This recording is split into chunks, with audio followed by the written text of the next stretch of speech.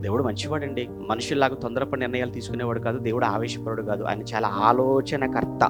దేవుడు అంటేనే ఆలోచనకర్త, సమాధానం, దీర్ఘశాంతం. కనుక ఆయన తొందరపడి నిన్ను దూరం చేసుకునేవాడు కాదు. అంత మంచి దేవుడి దగ్గరికి మనం వచ్చిన తర్వాత పొరపాటు జరిగినప్పుడు ఆ జరిగిన పొరపాటును మనిషి ముందు కాకపోయినా గదిలోకి వెళ్ళైనా, తలుపులు వేసుకొనైనా, కిటికీలు వేసుకొనైనా, మోకాళ్ళు వేసి కన్నీళ్లు పెట్టుకొని ఆ దేవుణ్ణి క్షమించమని అడిగే గొప్ప మనసు ఎవరికి ఉంటుంది? ఉండదు.